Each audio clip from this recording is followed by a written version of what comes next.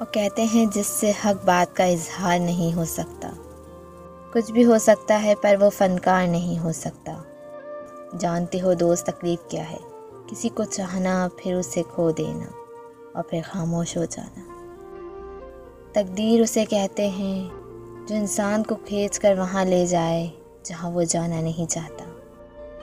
कहते हैं कि आपके पानी और नदी के पानी में सिर्फ जज्बात का फ़र्क होता है। तारों को इंसान तभी घूरता है जब ज़मीन पर उसका कुछ खो गया हो। जो लोग निभा नहीं सकते उनका आपकी ज़िंदगी से चले जाना ही बेहतर होता है। सुना था लोगों से कि वक्त भी बदलता है, और अब वक्त ने बताया है कि लोग भी बदलते हैं। दिल और दिमाग कहीं नहीं लगता जब वो एक इंसान हमसे खफा हो जाता है जिससे हम बेपनाह मोहब्बत करते हैं। इंसान सिर्फ तमन्ना कर सकता है, मिलता वही है जो उसके मुकद्दर में लिखा हो। पास आ जाओ मोहब्बत से। मोहब्बत वालों, हमने एक उम्र गंवाई है, मिला कुछ भी नहीं।